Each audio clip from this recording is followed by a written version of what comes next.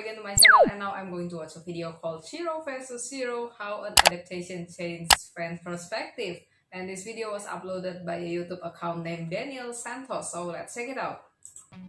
Shirou Emiya is, without hyperbole, one of the most misunderstood characters I've encountered in quite some time. Based on my own experience, whenever I asked fans of the visual novel what they think of Shirou, I tend to get a wide variety of interesting interpretations. Alternatively, however, fans of the anime adaptations predominantly deride his character for being stubborn, reckless, and stupid. Not exclusively, mind you, but this seems to be the consensus. And with that in mind, I want to explore why there's such a stark difference in how his character is perceived by fans of the source material and its adaptations, as well as do a bit of digging into Shirou's character in order to help the audience understand him better. We will primarily be looking at the Fate Stay Night Unlimited Blade Works adaptation animated by Studio Ufotable, as is the most well-known and relevant regarding this issue. Also, please note that there is no official translation for the Fate Stay Night visual novel, and that I must use an unofficial, fan-translated version provided by Mirror Moon back in 2009.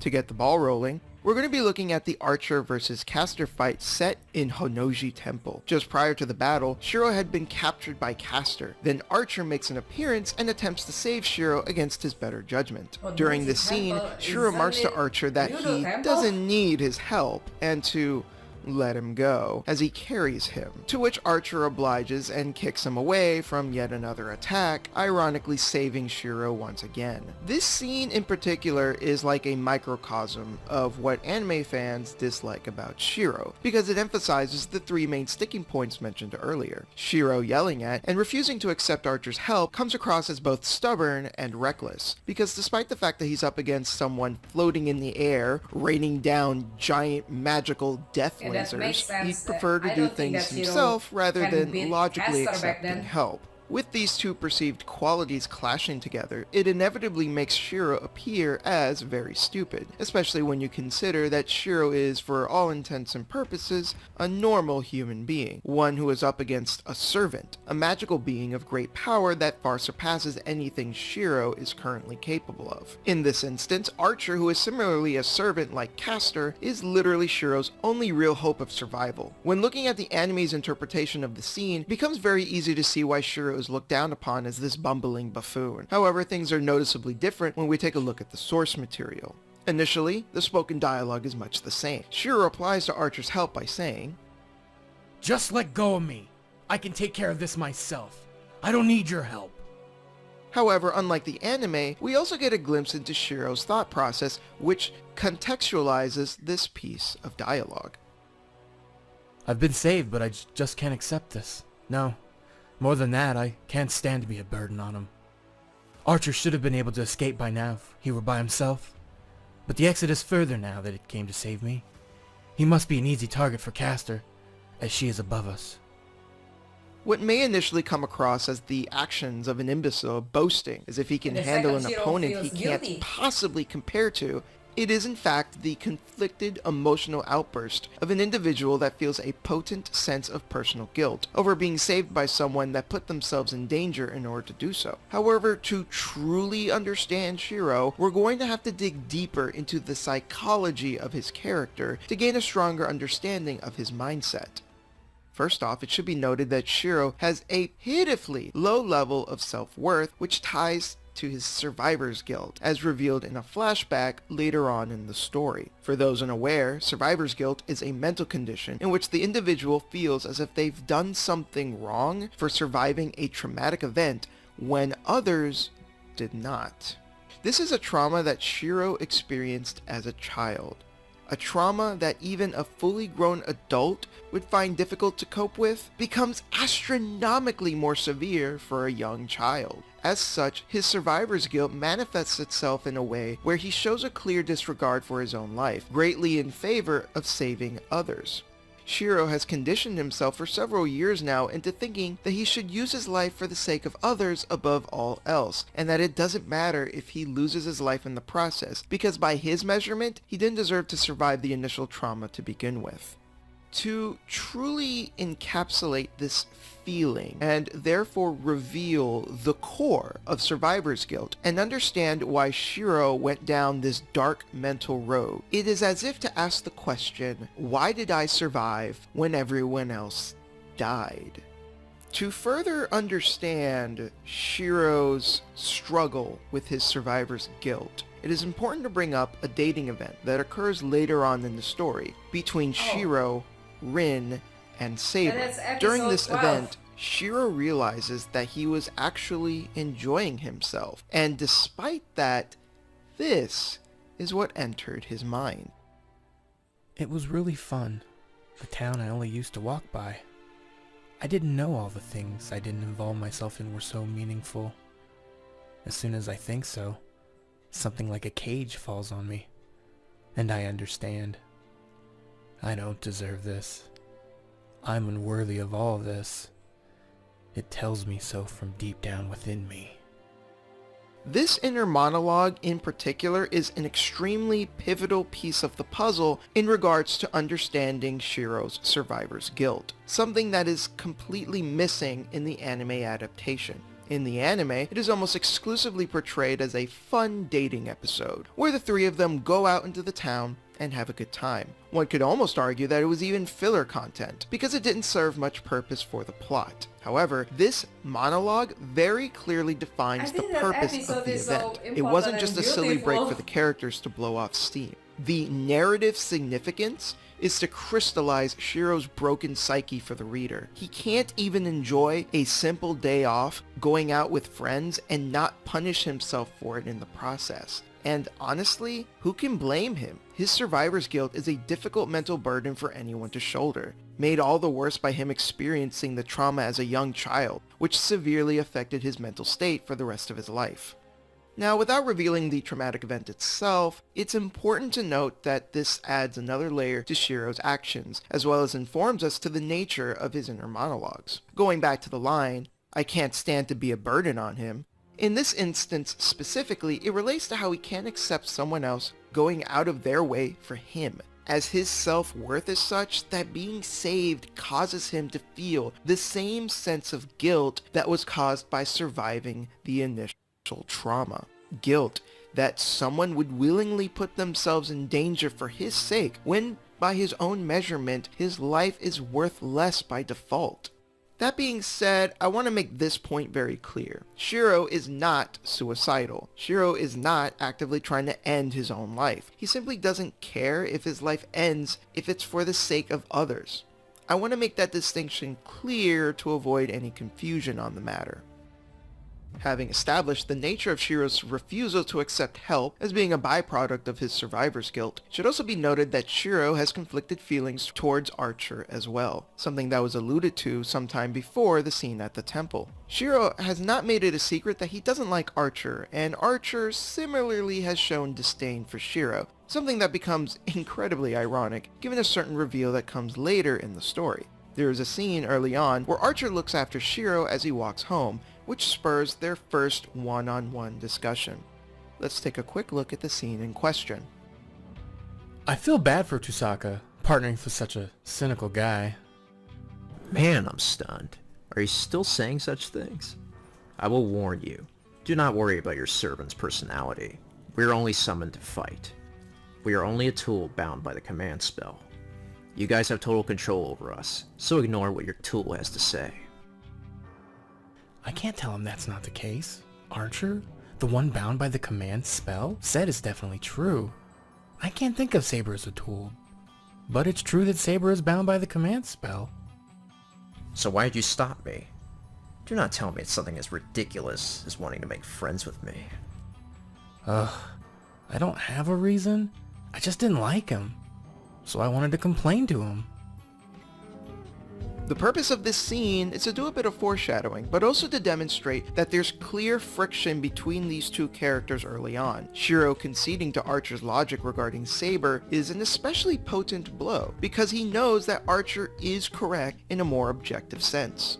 But emotionally, he can't agree with the notion that he should view Saber purely as a tool. In the face of Archer's cold pragmatism, Shirou can't help but want to rebel even if Shirou on will some never do level he that. knows he's right. However, part of the conflict is that Shirou is also correct in his own way. Saber has been treated purely as a tool before during the events of Fate Zero, and that didn't work out so well. Unlike what happened during Fate Zero, Saber actually trusts Shirou as opposed to her prior master, because he doesn't treat her purely as a tool, making his method ostensibly irregular for the Holy Grail War, but effective nonetheless. While Shirou understands that what Archer is saying is correct, that doesn't necessarily mean that what Archer is saying should be completely trusted. Since the anime only adapts the spoken dialogue during this scene, and not the inner monologue of Shirou's conflict regarding what Archer tells him, it becomes more difficult for the audience to understand Shirou's fundamental dislike of Archer, therefore making the previously detailed outburst during the Archer vs. Castor battle seem even more childish.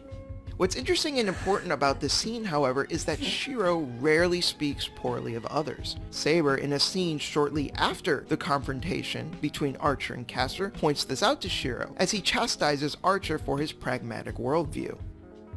It is rare for you to insult someone. I've only been with you for a few days, but I understand that you are not one to insult others.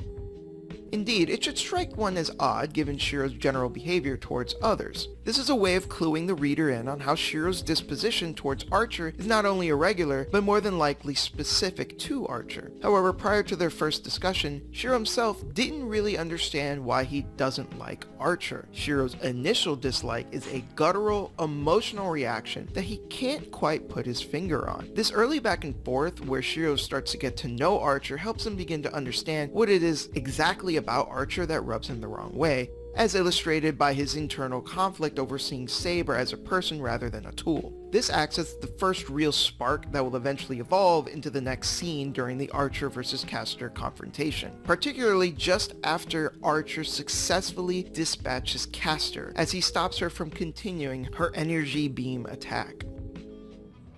I see. Then you two are alike. Huh? Alike? Me and Archer? What Actually, makes that's you say that? one of the clue. Am I wrong? You both do not like meaningless killings, right? That boy over there cannot stand a servant like me who feeds on innocent people. You don't like meaningless killings. See, it's exactly the same. Is that not why you two are cooperating? You idiot! How can you reach that conclusion? Who would ally with such a guy? I feel the same way. We're both pacifists, but our principles are different. It is my principle to take care of problems early on. I do not ponder forever like this man. What do you mean by pacifist? I still remember you shot at Saber along with Berserker, even though you were hiding in a safe place while Saber was out fighting. Couldn't be helped. We were not cooperating back then. It's just that defeating Berserker came before Saber's safety. Or what? Don't tell me to save everyone I see. If that is the case, Berserker would have to be saved as well, and I would not be able to fight him. We glare at one another. Man, I just can't get along with him. Why does everything he says get on my nerves? Castor in this scene pretty effectively touches on some nerves by comparing the two of them directly, which only serves to make Archer and Shirou resent each other even more. However, what's truly of note here is how Shirou reacts to Archer's methods. Shirou is the kind of person that goes out of his way to try and save everyone, while Archer is far more pragmatic and is willing to let innocent lives be lost if it contributes to a larger goal. Archer follows the doctrine of the lives of the many outweigh the lives of the few. Shirou, being an idealist, finds Archer's cold pragmatism sickening, despite the fact that, unbeknownst to Shirou, Archer more closely follows in the footsteps of a very important figure in Shirou's life, Kiritsugu, Oh yeah. Shirou's adoptive father. It is a very intriguing dosage of thematic irony when you consider that I agree Shirou's with that. idealism also comes from Kiritsugu himself. Shirou wanted to become a hero because Kiritsugu himself wanted to be one but felt that he failed in the process, and that by the time he adopted Shirou that it was too late for him. Hearing this, Shirou decided to become the hero that he felt Kiritsugu wanted to be in his stead, in essence a vicarious embodiment of Kiritsugu's true ideal. Now while Kiritsugu did believe that the lives of the many outweighed the lives of the few, it stems from the more core belief that the ends justifies the means. Kiritsugu wanted to achieve world peace and an end to all conflict no matter the cost. There's enough to discuss concerning Kiritsugu's character to dedicate his own video to, so I won't delve much deeper, but for the purposes of this video, it's important to note the influence he had on Shirou. The reason being, when you take Shirou's survivor's guilt and his desire to fulfill his adoptive father's dying wish, suddenly Shirou's character starts to appear much more cracked and twisted.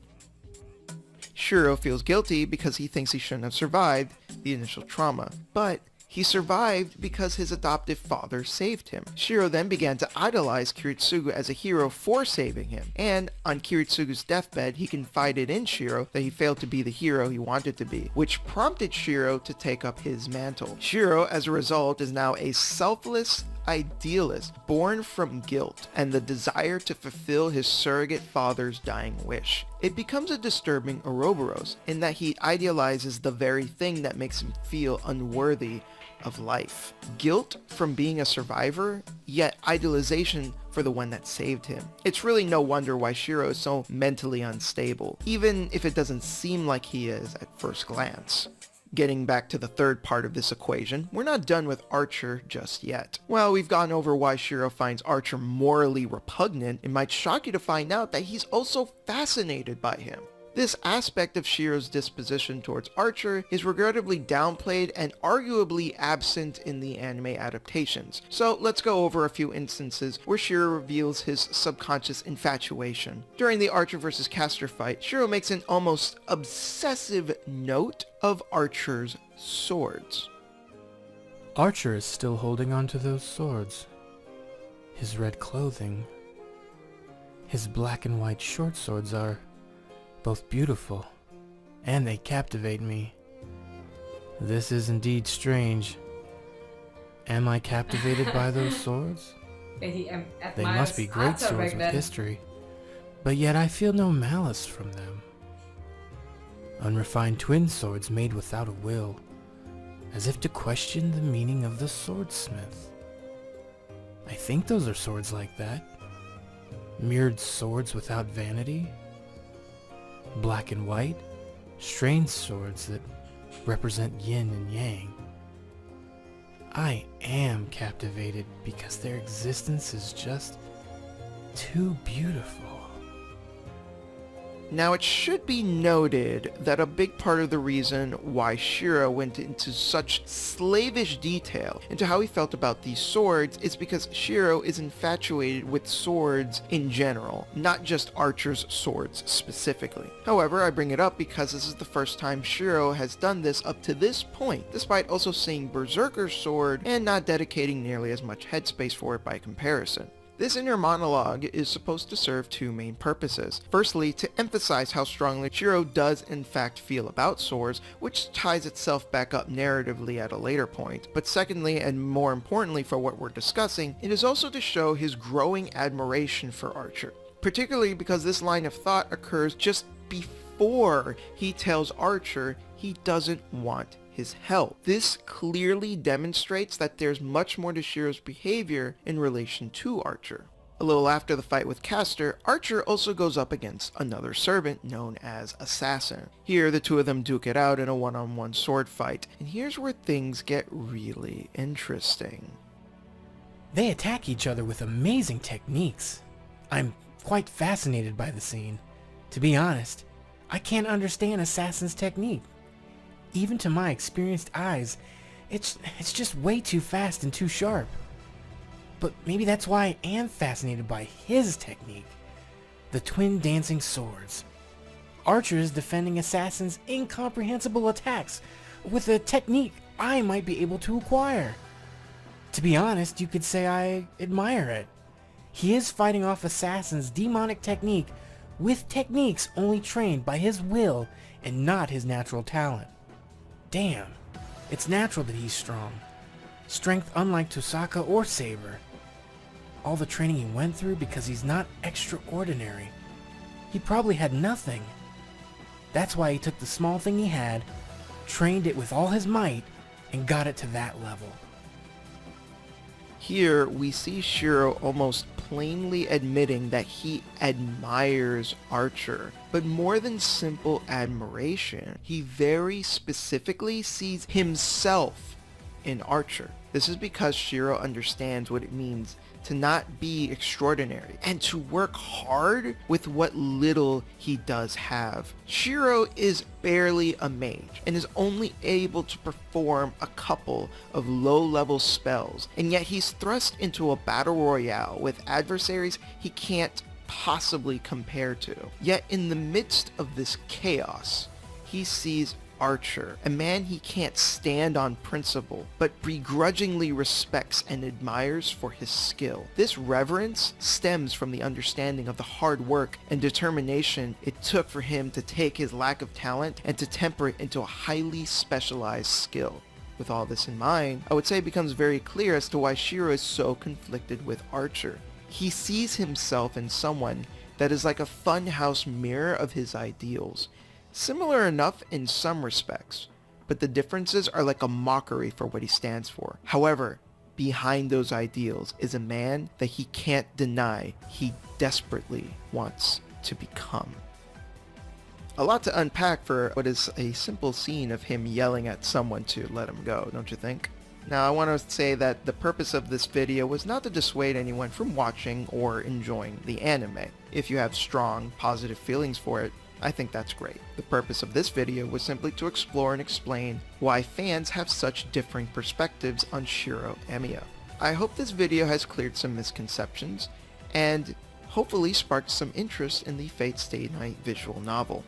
I want to thank all of my friends who lended their voice acting talents for the video. Okay guys, so that's the end of this video, and it's another informative video about Shirou's personality. And also I think the stubborn, reckless, and stupid Shirou all seem to describe the Dean version of Shirou, because the Ufotable version is seen as more of a guy who's extremely loyal to his ideals. And I agree with the creator's opinion that Shirou got survivor's guilt after he was being saved by Kiritsugu at the end of Fourth Holy Grail War, and then Shirou thinks that he doesn't deserve to have such a peaceful and normal life, while the other people couldn't be saved and they became victim of the fire in Fuyuki City 10 years ago. That's why he wants to become hero of justice to save the others, and he became selfless.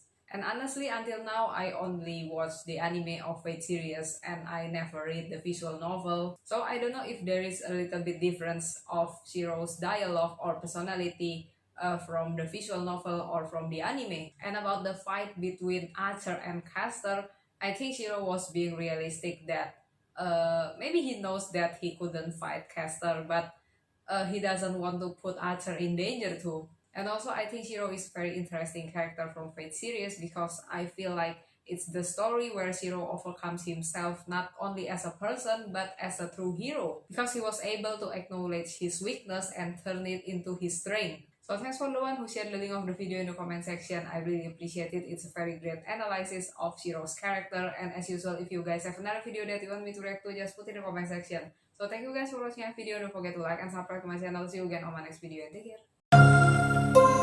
care.